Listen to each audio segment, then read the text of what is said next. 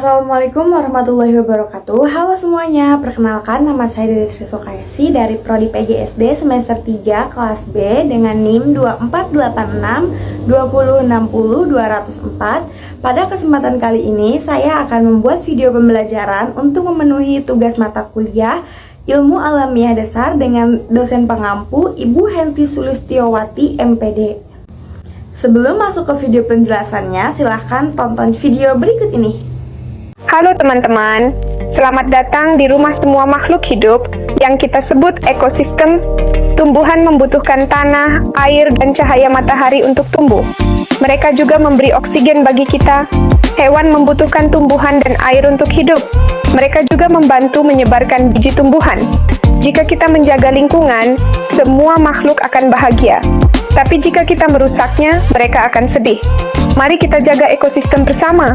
Gunakan sumber daya alam secara bijak dan lindungi lingkungan kita. Pada video sebelumnya, kita telah mengenal pengertian ekosistem, sumber daya alam, dan lingkungan. Nah, sekarang kita akan mempelajarinya lebih mendalam agar kita semakin memahami pentingnya menjaga alam.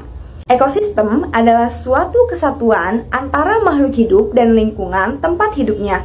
Di dalam ekosistem, terdapat hubungan yang saling mempengaruhi antara makhluk hidup dan benda tak hidup. Makhluk hidup dalam ekosistem terdiri dari tumbuhan, hewan, manusia, dan mikroorganisme. Sementara itu, benda tak hidup yang mendukung kehidupan disebut komponen abiotik, seperti air, tanah, udara, cahaya matahari, dan suhu.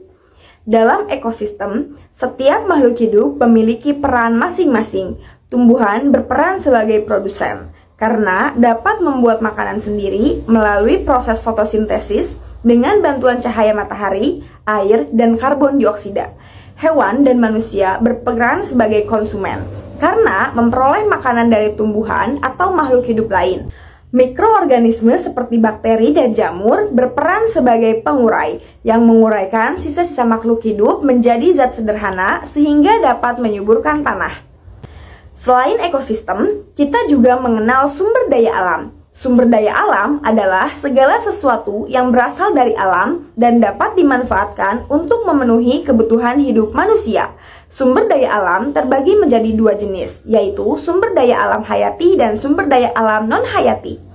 Sumber daya alam hayati berasal dari makhluk hidup, seperti tumbuhan dan hewan. Contohnya padi, sayuran, buah-buahan, ikan, dan hewan ternak.